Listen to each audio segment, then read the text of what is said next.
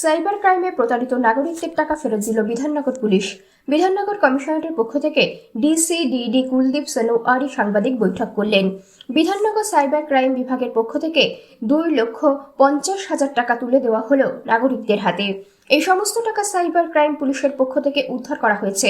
বিধাননগর কমিশনারেটের বিভিন্ন জায়গায় বসবাসকারী নাগরিক অর্থাৎ বাগুইহাটি, সল্টলেক, এয়ারপোর্ট, রাজারহাট, নিউটাউন বিভিন্নভাবে সাইবার প্রতারক চক্রের মাধ্যমে প্রতারিত হয়েছিল।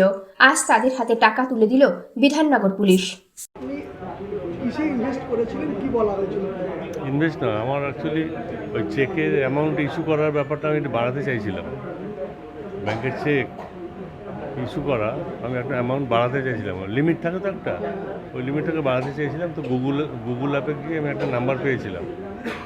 সেই নাম্বার কল করার পর ওইখান থেকে আমাকে উনি 2 দিন টাইম নিলেন। টাইম নেওয়ার পর 2 দিন পর উনি আমাকে কতগুলো ওটিপি দিলেন। সেই ওটিপি অনুযায়ী তখন দেখলাম কতগুলো টাকা উঠে গেল। টোটাল 8,20,000-এর মতো। না,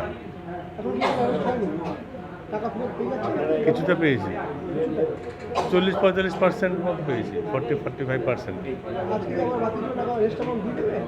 সেসব কিছু জানি না, এখানে তো আমাদের সেমিনারে বললো পার্টিসিপেট করতে, তাই সেমিনারে এলাম।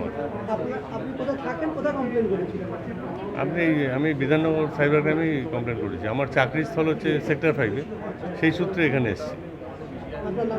প্রসূন মজুমদার। আমি একটা আইআরসিটিসি থেকে ব্যাঙ্গালোরের একটা টিকিট কেটেছিলাম 2AC। তো তারপরে আমার শিডিউল চেঞ্জ হয়, টিকিটটা রিফান্ড করার জন্য আমি চেষ্টা করছিলাম। তো আইআরসিটিসি 2-3বার ফোন করে ধরতে পারিনি। একদিন ধরলো, বললো যে আমরা তো টিকিট রিফান্ড করি না, আপনাকে ডাইরেক্ট কাউন্টারে গিয়ে করতে হবে, আমরা এইভাবে করি না। তো ডাইরেক্ট কাউন্টারে যাওয়া মানে তো ঝামেলা, আজকাল তো সব কিছুই যেতে হচ্ছে। তারপরে আবার একদিন ফোন করলাম, বললো যে আমরা একটা আপনাকে ওয়েবসাইট দিচ্ছি, ওটা ডাউনলোড করুন, ওখান থেকেই হয়ে যাবে। তারপরে হেল্প ডেস্ক বলে একটা ওয়েবসাইট দিন। আমি তো সব কিছু সরল মনে জানি, আইআরসিটিসি থেকে আমাকে তো কোনো বিয়ে করবে না। ফলস ডাউনলোড করলাম, ডাউনলোড করে ওদের সাথে কথা বললাম।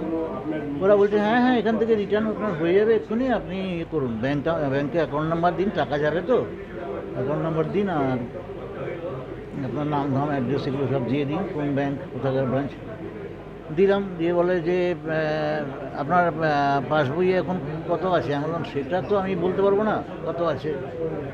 তো যাই হোক, তা বললো না, আমি বলছি পাসবইয়ের কথা জিজ্ঞেস করছেন কেন, আমি তো টাকাটা তো আপনাকে আমার অ্যাকাউন্ট নাম্বার দিয়ে দিয়েছি এখানে।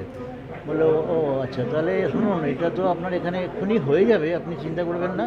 মানে 2-3 জনে বলছে কথা, পাশ থেকে সব। আপনি একটা কাজ করুন, আপনার ডেবিট কার্ডটার একটা ছবি পাঠান। আমিও পাঠিয়ে দিয়েছি, কনফিউজড হয়ে গেছি তখন। এখন আমার মাথা আর কাজ করছে না, এমন ব্রেন ওয়াশ করে দিয়েছে 3-4 জনে মিলে।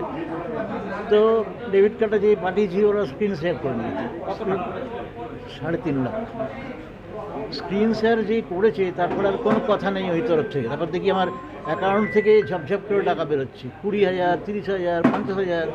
সঙ্গে সঙ্গে আমি দৌড়ে, আমার ব্যাংকটা ছিল আমার বাড়ির পাশেই, স্টেট ব্যাংক রঘুনাথপুর ব্রাঞ্চ, তেগুড়িয়ার। ম্যানেজারের সঙ্গে দেখা করে আমি বললাম দেখুন এই হচ্ছে, আমার টাকা চলে যাবে। উনি সঙ্গে সঙ্গে অ্যাকাউন্ট বন্ধ করলেন, ডেবিট কার্ডটাকে ইয়ে করলেন, ইনঅ্যাক্টিভেট করলেন, করে বললেন যে আপনি চিন্তা করবেন না, বসুন, আর টাকা যাবে না। ততক্ষণে 3.5 লাখ টাকা চলে গেছে।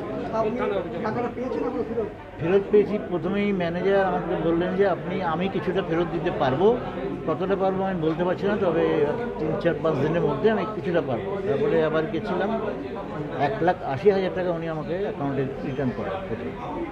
সেটা হচ্ছে 25 মার্চ 2024, 1 বছর আগে।